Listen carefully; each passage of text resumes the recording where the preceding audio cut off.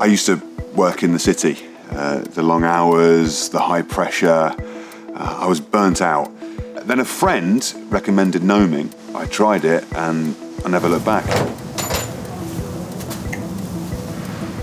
Yeah, you look good. Thank you. What do you want me? Run it back.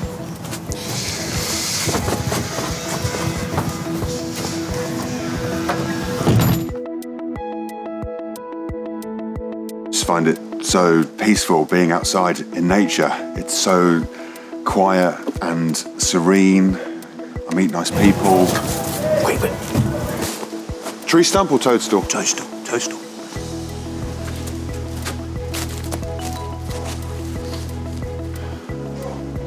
All right, Mark. My wife died a couple of years ago and I was very lonely. And that's when I saw the cards in the phone box. Well, I dialed the number. Before I knew it, there was a bearded man with a pointy hat and a fishing rod sat in my front garden. I wasn't even sure I was going to be into that sort of thing, but I was. Now I'm probably spending £2 a week on them. They're just so nice to have around.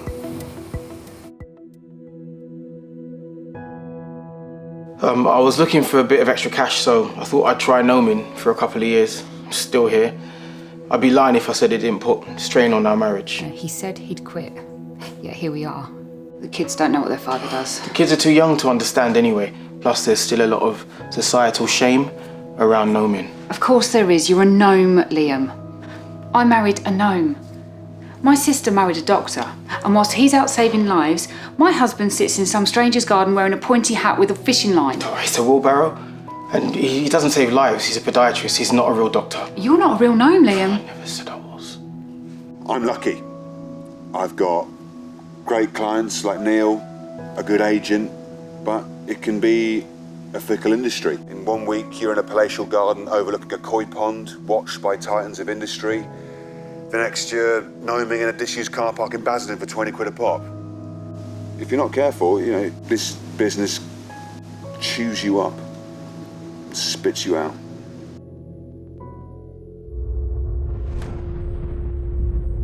I've had students try to steal me, kids make fun of me. I've been stabbed. A friend of mine was kidnapped and held in a cramped shed with other gnomes for a week. I mean, we're not protected at all. The police don't care, they think we're a joke.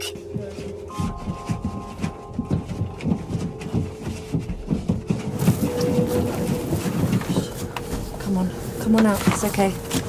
That's all right, you're safe now. Come on, that's it. Come on now. My advice to anyone thinking of becoming a gnome or living as one is get out now. It's too late for me. I'm stuck here now, as a gnome. Forever. Scarecrow meant I could quit gnoming for good. It doesn't pay as much, but we get by. I don't feel so dirty when I get home. It's just nice to have my dignity back.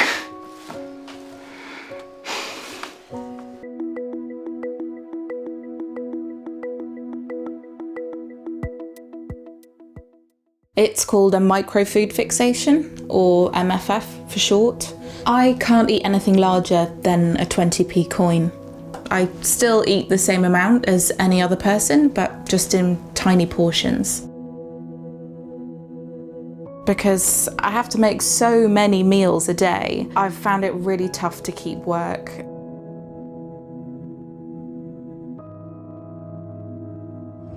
I have just been asked to leave this takeaway because they refuse to make me 50 tiny kebabs.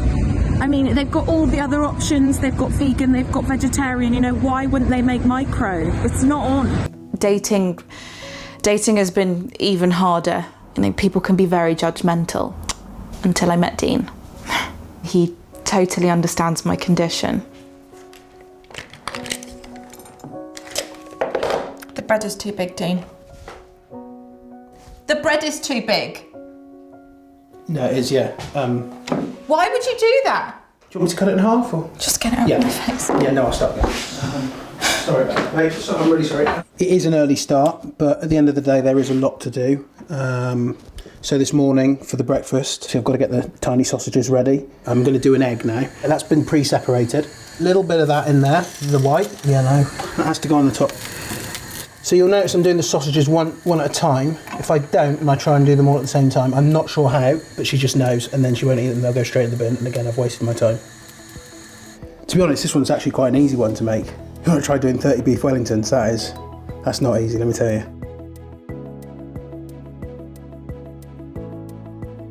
Yay! Welcome to this week's episode of It's a Small World, where we eat tiny, tiny food. Fry Up Friday! Weeny little donut for my belly. It's so small, like a little baby. What started as a hobby and a way of connecting with people around the world has turned into a full-time job. Wake up, it's time for dinner! Delicious! Yay! Look at the tiny weeny baby egg and the tiny tomatoes that are so small a mouse could have them for breakfast. Yeah, they're long days. You know, as soon as we finish shooting, I'm straight upstairs into the edit. I'll get a couple of hours sleep and then back up at 4 to make breakfast. And then it's rinse and repeat, really. Dean. Yeah, just get rid of that one. You want spaghetti or do you want the spaghetti first, isn't it? I'm just happy that my hard work is paying off and that my condition is being taken seriously. Delicious! Yay! Pancake Day is the best day! It's just empowering all those other people around the world like herself who can't eat regular sized food. I'm really proud of her.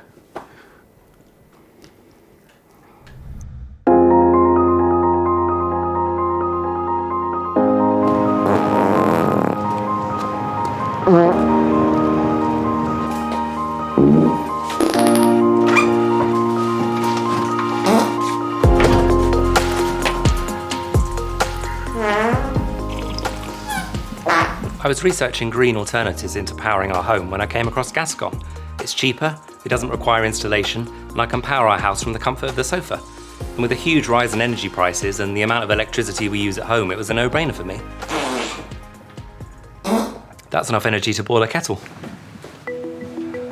Morning. Morning, everyone. Morning. You all right? Good weekend? Yeah, pretty good, thanks. Yeah, it was a good one. Did you go to Jackie's leaving deal? Yeah. Yeah. So sad she's leaving. It's not too invasive, it's light, compact, and the noise is minimal. The colonic pipe is a little uncomfortable at first, but you do get used to it. So if we spent a little less of the overall marketing budget in Q2, then we can funnel some of those extra costs and that will make the world of difference. It's got a USB port to charge on the go as well, which is always useful. I've managed to charge my phone on a single lentil soup. I think it's really great what Darren's doing to help fight climate change. He's actually inspired us to invest in Gascon units for the rest of our employees so they can power the business. It's saving us a fortune and helping us to lower our carbon footprint, which is so great. First things to note with this machine is you have to watch what you eat. Bit rich coming from me, I know. And also, more importantly, stay hydrated, because the last thing you want is to get plugged up. I do have family up in mid-Wales who unfortunately got so plugged up, I had to drive up here with a boot full of prunes. It was a right mess. I fitted Darren's first device a while ago now. My reputation speaks for itself that much that he then asked me to fit his wife's. And I gotta say, the results were phenomenal. A power bottom, we call them in the trade. And that sound right there, that's pure innovation.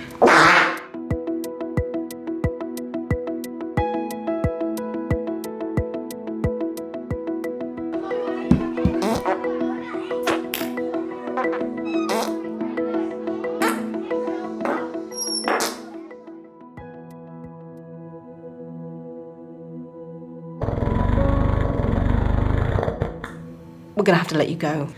Is this a joke? I'm a valuable part of the team. We went paintballing last week. What's the... Yes, I'm aware of that, but it is purely a cost-cutting exercise. I can't believe this. I'm really angry about it. I'm not upset, you know. That's it.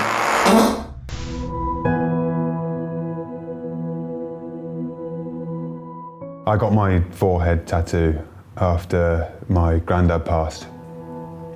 It was his little nickname for me ever since I was a child, so It means everything. And people ask me why I didn't get my first tattoo somewhere more normal, but I wanted to show how much he meant.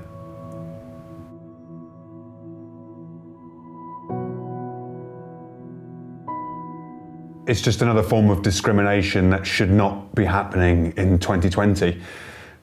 Whether it's the colour of your hair, the clothes you wear, or ballsack on your forehead, none of it affects the ability to do your job.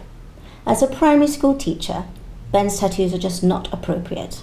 I know it has sentimental meaning for him, and I respect that. But there's only so many times you can lie to a child about what the word ballsack means before you have to do something. I think what a lot of people don't understand is that the kids don't look at me and see a cool guy with an amazing tattoo. They just see Mr. Stevens. The kids were calling him Mr. Ballsack. I was getting calls from parents complaining.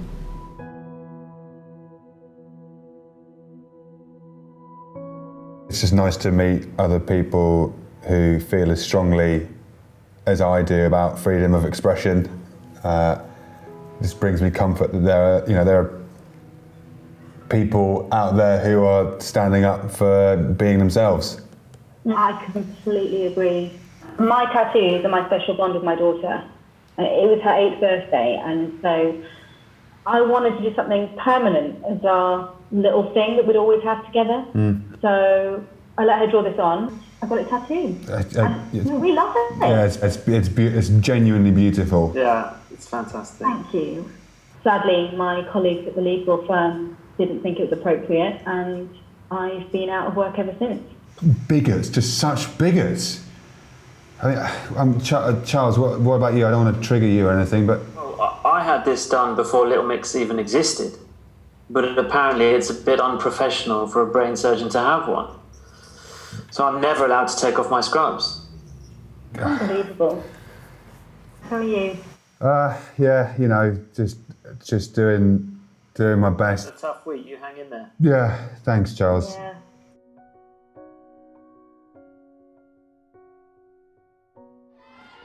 I'm really happy we could at least come to a compromise because I love doing what I do. I'm really excited to be back. Ballsock doesn't have the same personal meaning to me, but I've been told in ancient Aramaic that ballsock means passer of wisdom. So it's not all bad. Cheers, guys. Thanks.